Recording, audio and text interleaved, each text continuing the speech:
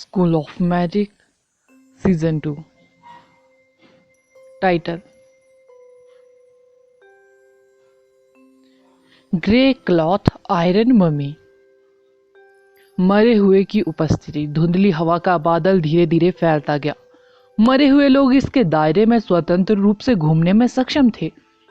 इसके अलावा मरे हुए व्यक्ति की ऑरा जितना मजबूत हो जाएगी, मरे हुए अधिकांश बुलाए गए प्राणियों से भिन्न थे। यदि घातक उपस्थिति पर्याप्त मजबूत होती तो कुछ प्रकार के मरे हुए लोग जैसे कंकाल मृतकों में से पुनर्जीवित हो जाते। सईद एक मम्मी प्रकार के मरे हुए व्यक्ति को बुला रहा था। भूरे कपड़े में लिपटा हुआ सबसे पहले उसका सिर दिखाई दिया, उसके बाद उसके हाथ रेंगते हुए छेद से बाहर निकले। मम्मी लगभग 3 मीटर लंबी थी। उसका पूरा शरीर भूरे कपड़े में लिपटा हुआ था। केवल उसकी आंखें, नाक और मुंह ही अंतरालों के बीच थोड़ा सा खुला हुआ था। इसकी आंखें पूरी तरह से खोखली थी, सॉकेट बिल्कुल खाली थे। इसकी आंखें गायब थी, इसके मुंह में होंठ नहीं थे। उसके खुले पीले दांतों के बीच से फुसफुसाहट की आवाज आ रही थी, नफरत से भरी आवाज। भूरे कपड़े वाली मम्मी छेद से बाहर निकली और एक छोटे विशालकाय की तरह सईद के सामने खड़ी हो गई। इसके ऑरा ने पूरे द्वंद मैदान को भर दिया। यह स्वभाव से चिड़चिड़े स्वभाव का था। सईद द्वारा आदेश दिए जाने के बाद यह तुरंत अपने लक्ष्य पर अटैक कर देता था। जब मम्मी दौड़ने लगी तो तेज दबाव बढ़ गया। राक्षस प्राणियों के लिए 3 मीटर की ऊंचाई बहुत डरावनी नहीं थी, फिर भी किसी कारण से मम्मी द्वारा लाया गया दबाव 10 मीटर से अधिक लंबे जानवर के दबाव के बराबर था। रणधीर के पास इससे बचने का कोई मौका नहीं था। भूरे कपड़े वाली मम्मी अधिकांश मम्मियों की तरह सुस्त नहीं थी। इसके मजबूत पैर जमीन में धंस गए और जब यह रणधीर से लगभग 10 मीटर की दूरी पर थी तब पूरी तरह रुक गया। मम्मी की तेज गति से कंक्रीट के टुकड़े इधर उधर बिखर गए। मम्मी ने एक जोरदार मुक्का मारा। ऐसा प्रतीत होता है कि उसने आवेश के संवेग की पूरी तरह से अपनी बाह में स्थानांतरित कर लिया है।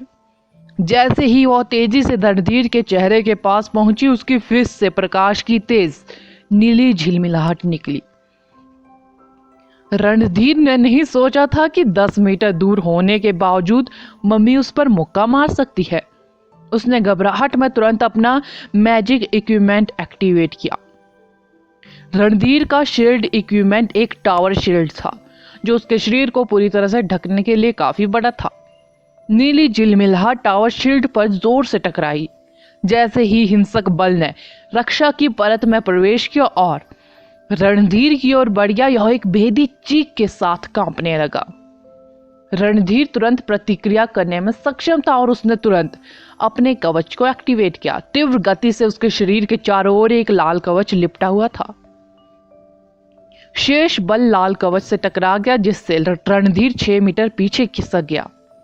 गर्म स्वभाव वाले बाई डोंगवोई मदद नहीं कर सकते थे, लेकिन कह सकते थे कि जब उन्होंने रणधीर को अपने 2 तुरुप के पत्तों का उपयोग करते हुए देखा, जब द्वंद अभी शुरू ही हुआ था। मरे हुए एलिमेंट या कहे अनडेड एलिमेंट अविश्वसनीय रूप से दुर्लभ थे, लेकिन अनडेड मूल रूप से कब्रों और भूमिगत में रहने वाले डीमन प्राणियों का एक समूह थे। यदि रणधीर ने वास्तव में पहले अटैक करने की पहल की होती तो उसे इतनी जल्दी अपने डिफेंस इक्विपमेंटों का उपयोग करने के लिए मजबूर नहीं होना पड़ता। अपना स्थान मत खोना।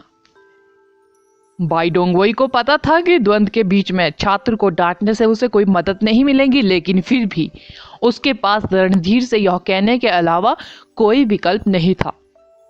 रणधीर को एहसास हुआ कि वह नुकसान में है। वह तुरंत अपने और ग्रे क्लॉथ आयरन मम्मी के बीच कुछ दूरी बनाने के लिए पीछे कूद गया।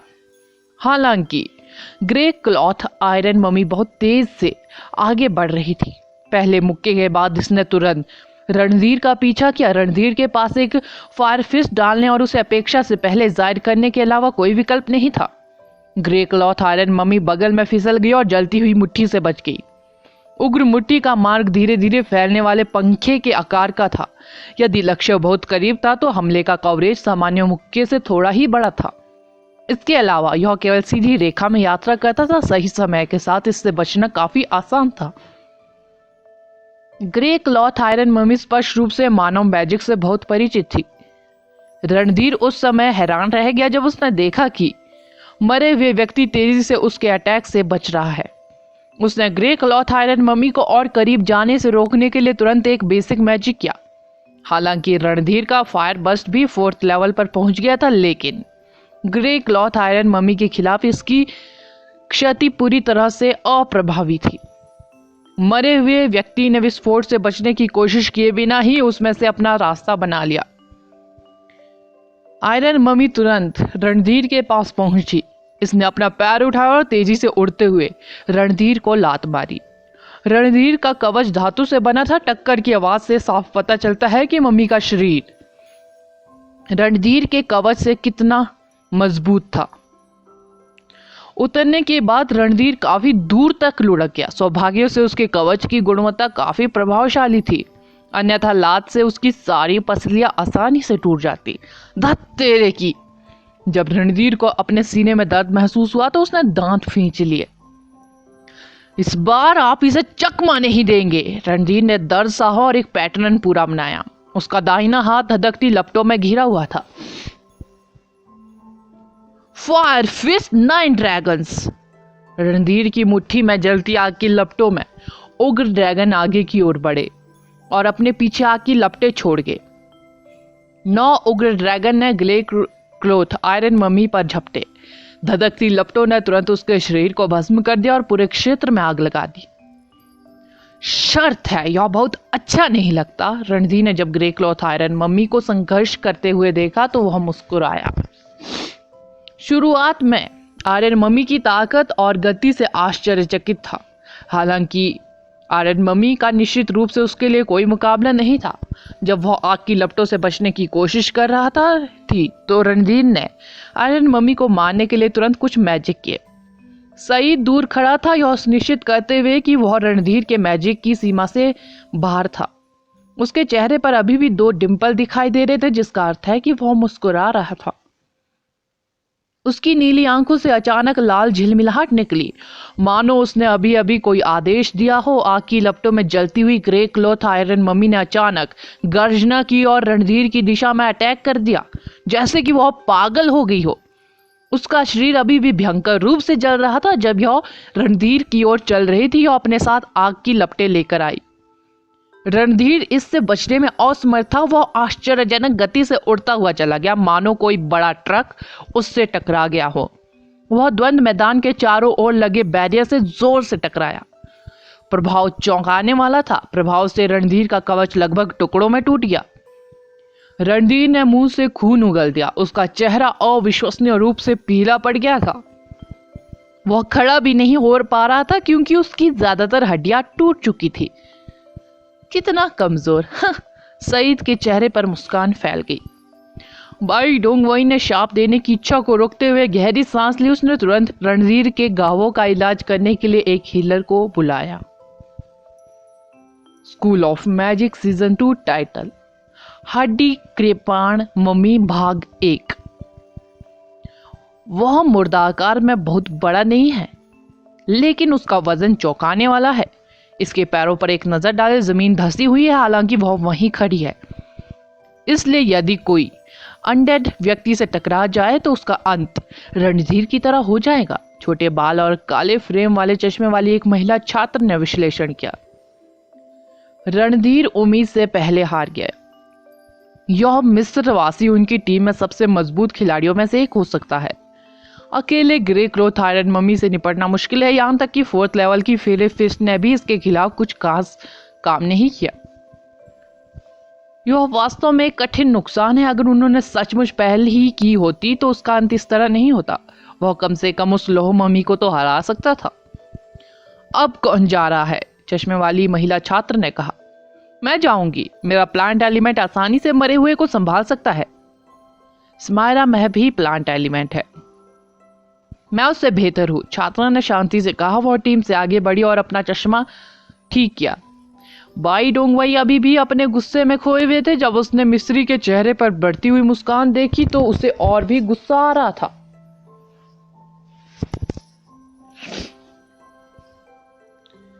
छात्रा, क्या तुम में उससे मुकाबला करने का आत्मविश्वास है? बाई डोंगवई ने चश्मे वाली लड़की की ओर देखते हुए कहा। छात्रा ने सिर हिलाया। जब सईद ने देखा कि उसकी अगली चुनौती एक लड़की है तो उसकी आंखें डबडबा गई। वह काफी उत्सुक लग रहा था। यहाँ का बड़ा आदमी आपके साथ आसानी से पेश नहीं आएगा। बेहतर होगा कि आप अपने डिफेंस इक्विपमेंट तैयार करें। सईद ने एक सज्जन व्यक्ति की तरह रीना को याद दिलाया। छात्रा का नाम रीना था। हालांकि ऐसा अधिक महसूस हुआ जैसे वह आदमी उसे उकसा रहा था। वह चुप रही और बाई डोंगवई द्वारा द्वंद्व की शुरुआत की घोषणा करने का इंतजार करने लगी। यह वही ग्रे क्लोथ आयरन मम्मी थी जैसा कि रीना ने अनुमान लगाया था। भले ही मम्मी केवल 3 मीटर लंबी थी, लेकिन इसका वजन चौंकाने वाला था। उदाहरण के लिए, यदि लकड़ी से बनी 3 मीटर लंबी आकृति किसी सामान्य व्यक्ति से टकराती है तो संभवतः उन्हें कुछ फ्रैक्चर होंगे। हालांकि आयरन मम्मी के मामले में अधिकांश लोग इसके प्रभाव से मर गए होंगे। लोहे की मम्मी अविश्वसनीय रूप से भारी थी। यही कारण था कि यह 10 मीटर की दूरी से एक मुक्का मारकर ऐसी चौंकाने वाली ताकत पैदा कर सकती थी। और उसने एक ही टक्कर में रणधीर को बाहर निकाल दिया था, भले ही उसने अभी भी अपना कवच पहना हुआ था। अपने वजन के अलावा भूरे कपड़े वाली आयरन मम्मी से डरने की कोई बात नहीं थी। रीना ने ग्रे क्लोथ आयरन मम्मी को घूर कर देखा, अपने मैजिक गुप्त रूप से प्रदर्शित किया। यहाँ तक कि स्टार ऑर्बिट की चमक भी उसके पैरों के नीचे छिपी हुई थी, ताकि उसके प्रतिद्वंदी को यह देखने से रोका जा सके। ग्रे क्लोथ आयरन मम्मी अपने अटैक में बहुत सीधी थी। यह रीना पर एक बार फिर से अटैक के लिए चार्ज हो गई। ग्रे क्लोथ आयरन मम्मी को ऐसा महसूस हो रहा था कि रीना जमीन के नीचे अपनी चाल तैयार कर रही थी। इसने हवा में छलांग लगाने का फैसला किया। हर बार छलांग लगाने पर यह प्राणी हवा में 10 मीटर तक पहुंच सकता था और प्रत्येक लैंडिंग पर टुकड़े उड़ते थे जो स्पष्ट रूप से उसके चौंकाने वाले वजन को दिखाते थे। रीना तुरंत पीछे हट गई। उसके पास अब अपना सेटअप पूरा करने का समय नहीं था, क्योंकि ग्रे क्लोथ आयरन मम्मी उसका पीछा करती रहती थी। जैसे ही उसने अपने हाथ उठाए और हिलाए, हल्की हरी रोशनी बूंदाबांदी की तरह पूरे स्थान पर फैल गई। जिस जमीन पर बूंदाबांदी हुई थी वह तुरंत बदल गई, क्योंकि जादुई लताएं एक वयस्क की बांह जितनी मोटी हो गई और तेजी से बढ़ने लगी। जादुई बेल बढ़ो, रीना ने मैजिक जारी रखा। जादुई रोशनी ने जादुई लताओं के पौधों के विकास में उत्प्रेरक का काम किया। जमीन से और भी लताएं निकली। जैसे जैसे लताएं लंबी होती गई, धीरे धीरे मोटी होती गई। कुछ ने उन पर कांटे उगा दिए। मैजिक वाइन्स अटैक, रीना ने शांत से कहा। जब लोहे की मम्मी उसके करीब आ रही थी तो वह अटैक करने से घबरा नहीं रही थी। वह जानबूझकर अपनी चाल चलने से पहले तब तक इंतजार करती रही जब तक कि जादुई लताएं अपनी स्थिति में नहीं आ गई। प्लांट एलिमेंट के स्पिलों को विकसित होने के लिए कुछ समय की आवश्यकता होती है और पर्याप्त समय के साथ स्पिल अपनी अधिकतम क्षमता को उजागर करने में सक्षम होंगे। जैसे ही रीना ने आदेश दिया, परिपक्व लताएं ग्रे क्लोथ आयरन मम्मी पर झपट पड़ी। सभी लताओं से बचना कठिन था। ग्रे क्लोथ आयरन मम्मी चाहे कितनी भी फुर्तीली क्यों ना हो, उसके पास भागने का कोई मौका नहीं था। इसे नीचे खींचे, रीना लताओं के बीच खड़ी थी। उसने ग्रे क्लोथ आयरन मम्मी के प्रति जरा भी डर नहीं दिखाया। जब ग्रे क्लोथ आयरन मम्मी लताओं से मुक्त होने की कोशिश कर रही थी तो उसने अपने उंगली ऊपर उठाकर लताओं को उसके भागने के रास्ते को बंद करने का आदेश दिया। जादू की लताएं सांपों के समान थी। उन्होंने तुरंत ग्रे क्लोथ आयरन मम्मी के पैरों को लपेट लिया और उसे जोर से जमीन पर खींच लिया। जैसे ही ग्रे क्लोथ आयरन मम्मी जमीन पर गिरी, कई जादुई लताएं जमीन से बाहर निकली और कई बार उसके शरीर के चारों ओर लिपट गई। ग्रे क्लोथ आयरन मम्मी ने क्रूर बल से मुक्त होने की कोशिश की। संघर्ष करते समय उसने कुछ लताओं को आधा तोड़ दिया, लेकिन जितनी तेजी से वह उन्हें तोड़ सकती थी उससे कहीं अधिक तेजी से नई बेलें सामने आ गई। ग्रे क्लोथ आयरन मम्मी ने जल्द ही खुद को लताओं से घिरा हुआ पाया और बिल्कुल भी हिलने डुलने में असमर्थ हो गई। अच्छा है, ताकत पर विजय पाने के लिए कोमलता का उपयोग करना। मैं देखना चाहता हूं कि लोहे की मम्मी लताओं से कैसे मुक्त होंगी। जब छात्रों ने रीना को द्वंद्व में बढ़त हासिल करते देखा तो वे खुशी से झूम उठे। आयरन मम्मी जो रणधीर के खिलाफ अजय थी, वह रीना के खिलाफ कुचले जाने की प्रतीक्षा करती रही कठपुतली बन गई। खून का जंगल। रीना ने ग्रे क्लॉथ आयरन मम्मी को आजाद होने का कोई मौका नहीं दिया। उसने तुरंत एक इंटरमीडिएट मैजिक किया और एक मजबूत पिंजरे की तरह ग्रे क्लॉथ आयरन मम्मी के चारों ओर एक बड़ा जंगल बुलाया। ग्रे क्लॉथ आयरन मम्मी थोड़े समय में भागने में असमर्थ थी और देखकर बाई डोंगवई को राहत मिली। रीना अपने दृष्टिकोण में बहुत शांत और तर्कसंगत थी। उसने शुरुआत में ही इंटरमीडिएट स्पेल नहीं डाला। सच तो यह था कि इंटरमीडिएट स्पेल खून के जंगल को भी तैयारी के लिए कुछ समय चाहिए था। रीना ने सबसे पहले जमीन के नीचे पर्याप्त लताएं पैदा करने के लिए बेसिक स्पीलों का उपयोग किया। लताओं का उपयोग दुश्मन की गतिविधियों को अस्थायी रूप से रोकने के लिए किया जाता था, जिससे उसे इंटरमीडिएट स्पेल तैयार करने के लिए समय मिल जाता था। एक बार जब जमीन पूरी तरह से पौधों से भर जाएगी तो खून का जंगल अधिक कुशल हो जाएगा। प्लांट मैजिशियन की लड़ाई शैली अधिकांश अटैक मैजिशियनों से भिन्न थी। लड़ाई के दौरान व्यवस्था पर ध्यान देना, परिस्थिति के अनुसार धीरे धीरे दुश्मन को जाल में फंसाना जरूरी था। हमारे देश में बहुत से प्लांट मैजिशियन नहीं है। सईद इन परिस्थितियों के बावजूद काफी शांत लग रहा था। जब उसकी ग्रे क्लॉथ आयरन मम्मी फंस गई तो वह परेशान नहीं हुआ। उसने धीरे से कहा, हालांकि यह तथ्य कि तुमने मेरे मरे हुए से आसानी से निपट लिया है, इसका मतलब है कि तुम पहले वाले लड़के की तुलना में बहुत अधिक चतुर हो। मुझे दिखाओ तुम्हें क्या मिला है, रीना ने कहा। वास्तव में मेरे पास बहुत कुछ नहीं है, मेरे पास केवल अनडेड एलिमेंट है। सवाल यह है कि क्या आप उन सभी को फंसा सकते हैं? बाहर आए, सईद ने आदेश दिया।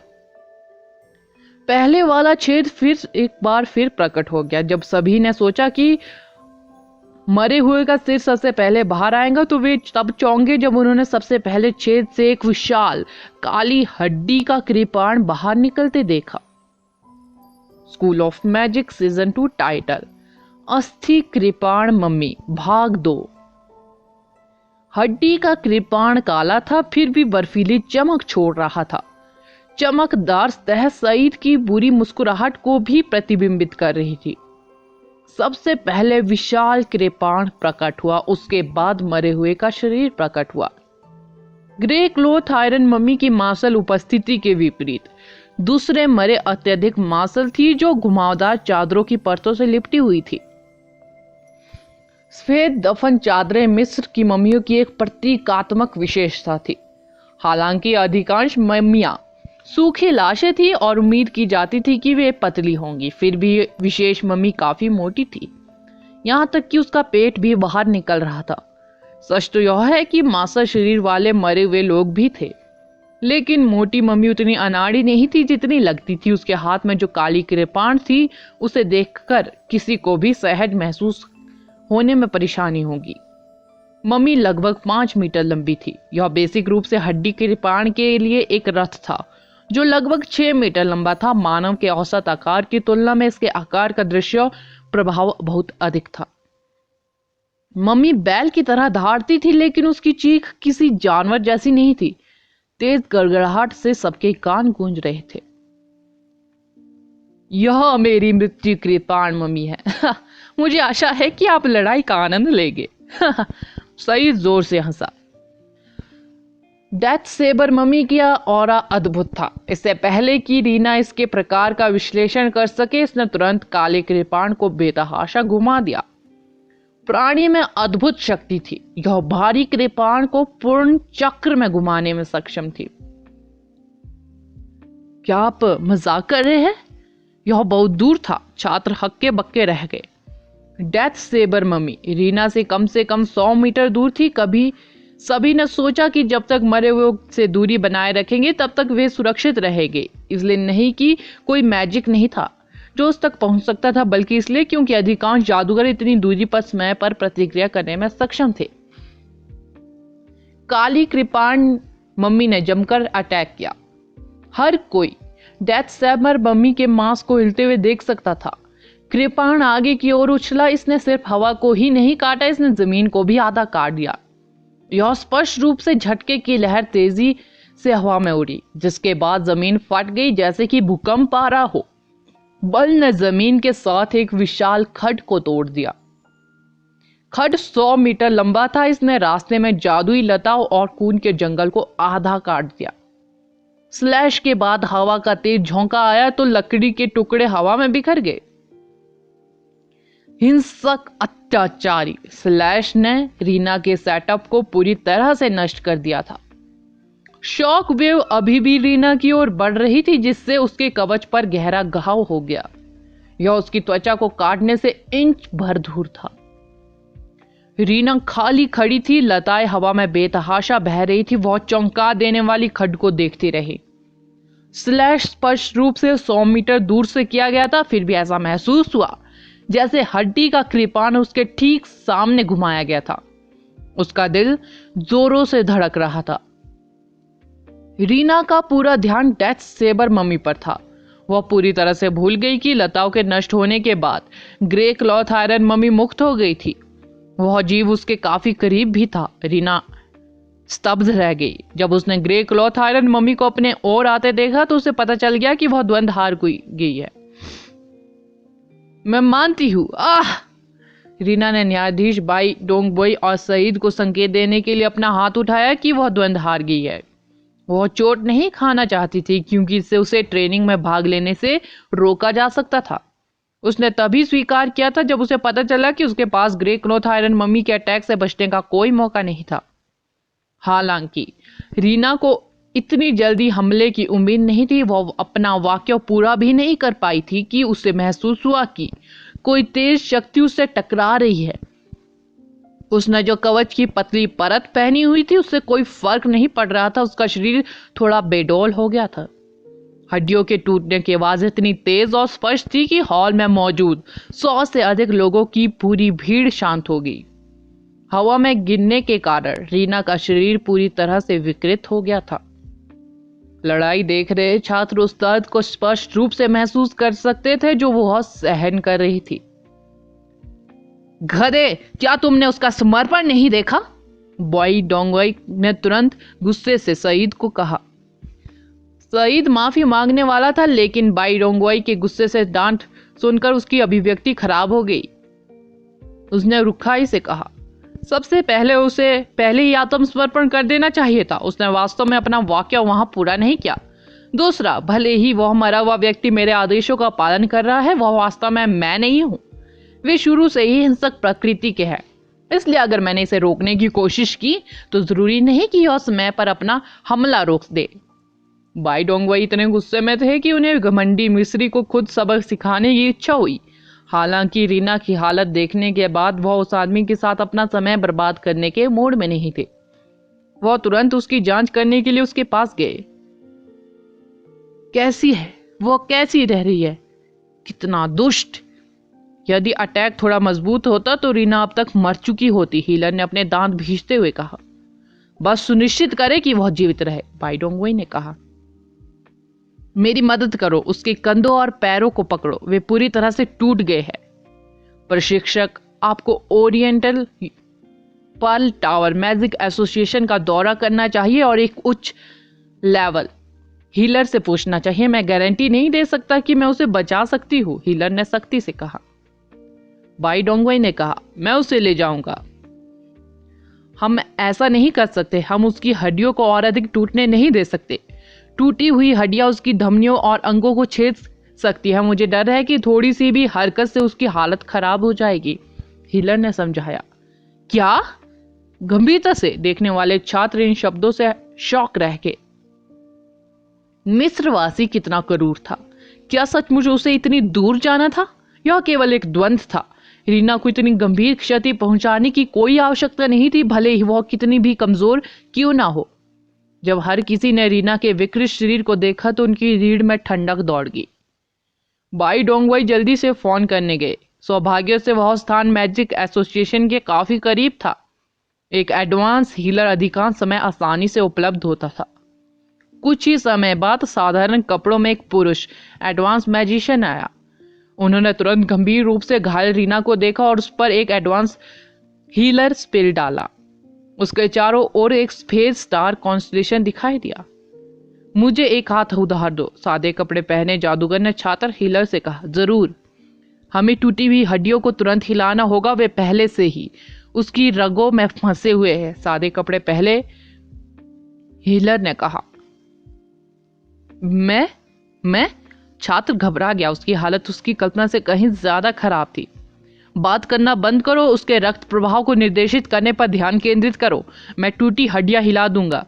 जैसे ही मैं हड्डियां हटाऊं, उसका खून साफ करना याद रखना। समझ गया, छात्र हीलर ने पुष्टि की। अगला एपिसोड जानने के लिए बने रहे मेरे इस चैनल के साथ। Thank you.